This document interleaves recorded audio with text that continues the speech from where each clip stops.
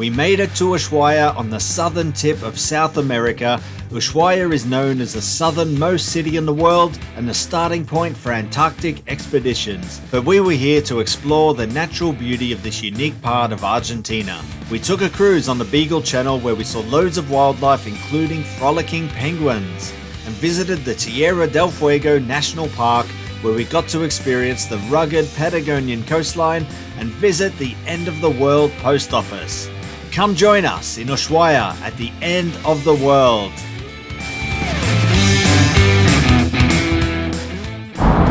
Hey guys, we made it to the southernmost city of the world, Ushuaia. Yeah, so we're going to be spending the next few days here where we're going to take a boat trip in the Beagle Channel and go check out the Tierra del Fuego National Park.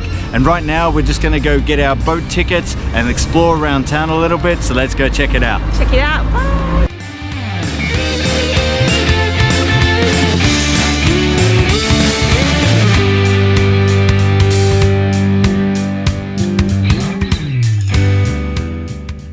Alright guys, we are cruising the Beagle Channel today. We bought a ticket with this company, Patagonia, and the ticket is cost 19,000 peso per person. And the route that we're taking is the yellow one. So we're going to the lighthouse to see some birds and sea lions, and then onwards to Isla Martillo and to see penguins. Yeah, so the guy said there was more penguin activity in the afternoon, so we chose the afternoon tour over the morning tour. Yes, and the weather is perfect today, not too windy, so chances are penguins will come out, so we get to see penguins. Woo. Yeah, and we should get going to the pier now because we are boarding in like 5 minutes. Well, see you on the boat.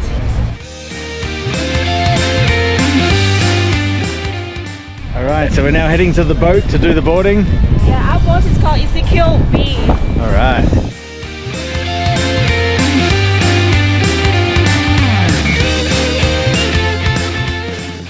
We waved goodbye to Ushuaia as our Beagle Channel adventure began, and straight away we were struck by all the mountains that surrounded Ushuaia. So the cruise takes about 6 hours and travels 61 kilometers up the channel, finishing at the penguin colony on Isla Martillo before returning back to Ushuaia. So the Beagle Channel is about 240 kilometers long and 5 kilometers wide at its narrowest point. So the channel separates the main island of Tierra del Fuego from several smaller islands and also forms a natural border between Chile and Argentina. The channel is named after the HMS Beagle, the British ship that carried Charles Darwin on his voyage to South America in the 1830s. Alright, so right now this boat is cruising through the Beagle Channel, right along the border of Chile and Argentina, which runs down the middle of the channel here. And so here on this side we have Argentina, and if we look across this side we have Chile.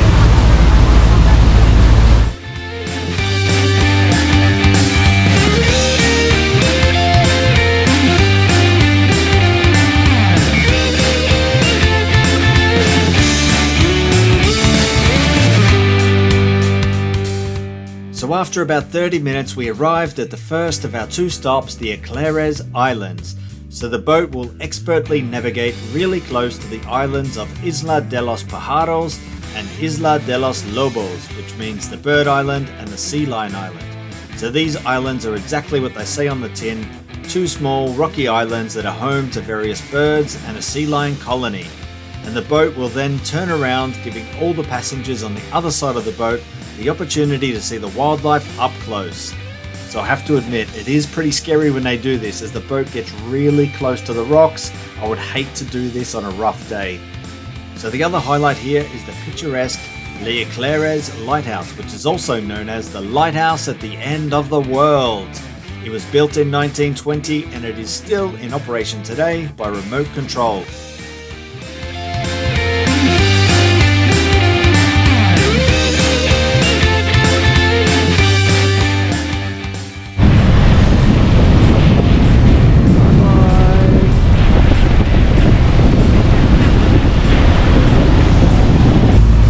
So we just passed past the lighthouse and the bird and sea lion islands, and now we're heading to Isla Martillo, which is the penguin island, which is 1 hour and 45 minutes away. See you there.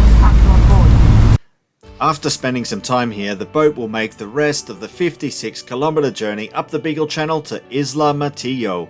The entire journey is breathtaking. You can sit on the top deck and take in all the views of the mountains that surround you on both sides of the channel, or you can go below deck and see it all from the comfort of a warm cabin.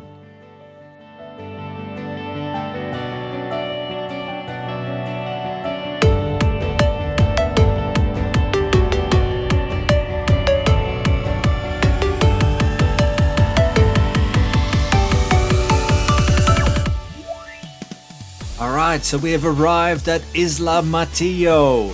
So when you arrive at Isla Martillo, the boat will pull up on the shoreline where you can get up close and look at the penguins. We spent about 30 minutes here watching the penguins swim, frolic and chill on the beach.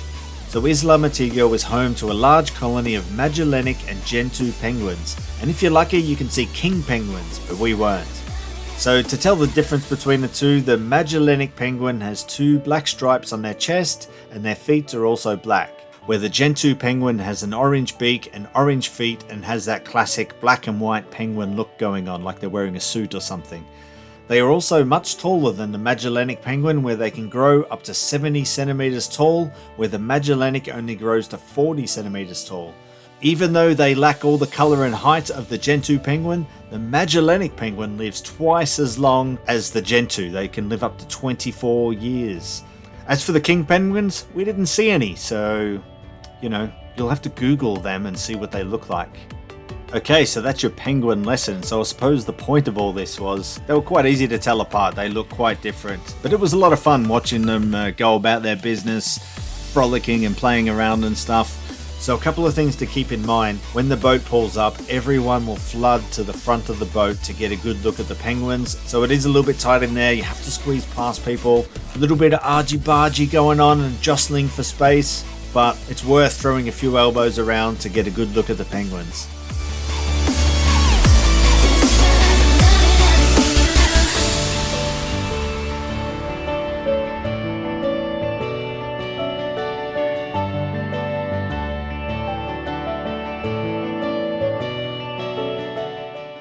So after a while we seen these penguins doing this that you can see here in the video, where it looks like the parent is trying to teach the kids how to swim. If there are any penguin experts out there, let us know in the comments. Is this parent trying to teach the kids how to swim? But it was super fun to watch. It was like watching a silent film.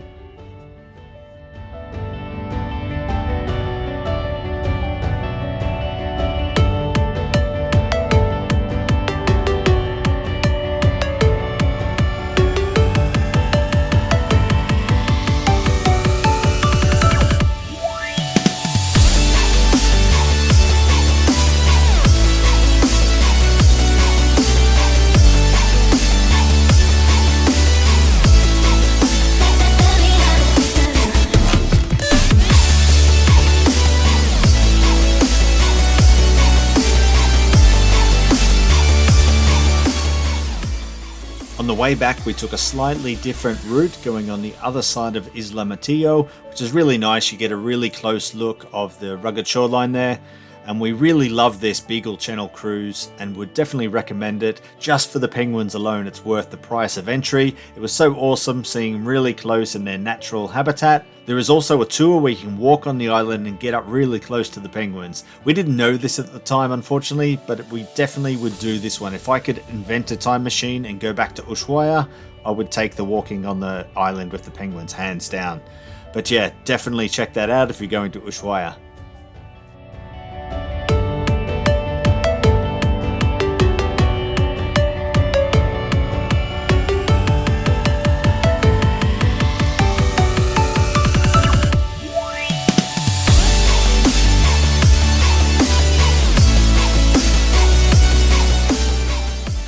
So while in town, we visited the Museo del Fin del Mundo. It is a fascinating museum that covers the history, culture and natural environment of Tierra del Fuego. You can learn all about the indigenous people who inhabited the region and the early European explorers. It's divided into two sections, the main building on 173 Avenida Maipú, and the other building is a couple of blocks down, but the same ticket covers both buildings. So the museum is not the biggest in the world, but it's well worth the visit if you've got a couple of hours to spare while you're in Ushuaia.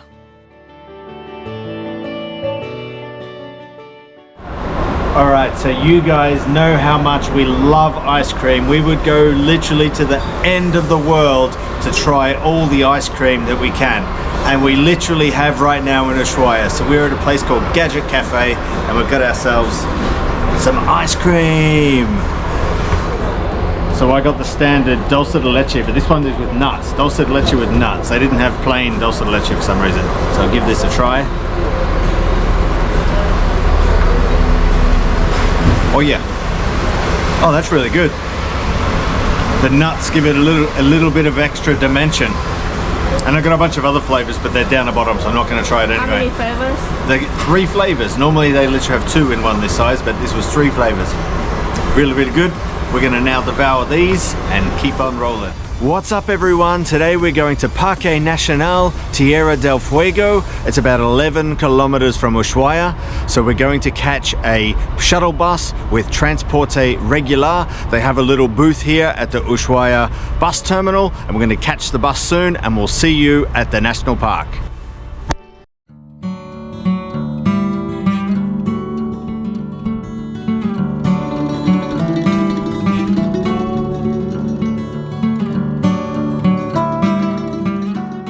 Hey guys, we are already inside Parque Nacional Tierra del Fuego and we paid 5,500 peso for the ticket at the entrance. And now the shuttle bus drops us at the Ensenada Saratiki Bay where we're going to start our coastal walk here. Let's see you on the trail. At the start of the trail, you can visit the end of the World Post Office. So here there is a small pier with a post office on it where you can get your passport stamped or send a postcard from the end of the world. It is only open during summer, November to March, and it is also closed on the weekend. And it was Saturday, so when we visited we missed out on getting our passport stamped. So keep that in mind when you visit. So we just hung out here for a little bit and then hit the trail. Alright, so we're at the end of the world post office. But it's closed today because it's Saturday, so unfortunately we can't go in and send a postcard. Parque Nacional Tierra del Fuego was established in 1960 and was the first shoreline national park to be established in Argentina. And we were doing the Senda Costera Trail, which is one of the most popular trails in the park, and it's 8 kilometers long with 250 meters of elevation gain and finishes at the National Park Visitor Center.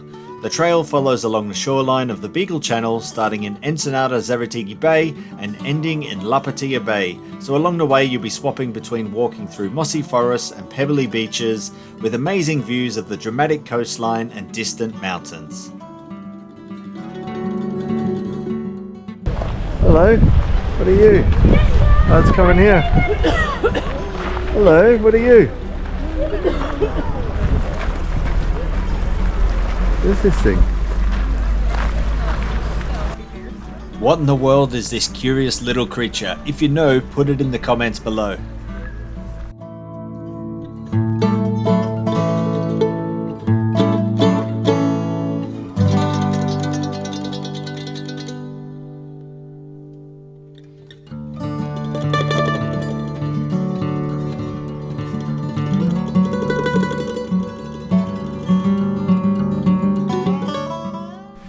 And once again we have calafate berries, and these ones are super plump and super juicy. Let's give it a try. Oh yeah, check it out. Oh, that's so sour. Woo. Very, very sour. It wasn't right. Let me try another one. Got a big one. That one's better.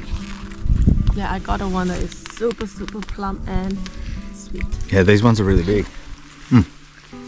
Once we entered La Patilla Bay, the weather started clearing up and the views became even more spectacular. So we really enjoyed this trail. It's nice and flat and gives you an up-close look at the rugged Patagonian shoreline.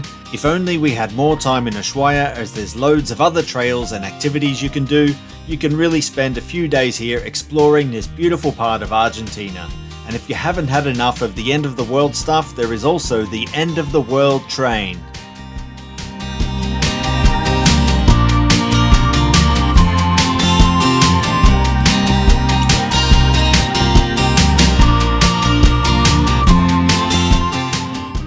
So we made it to the end of the trail at the visitor center, and that ended our time in Parque Nacional Tierra del Fuego and Ushuaia.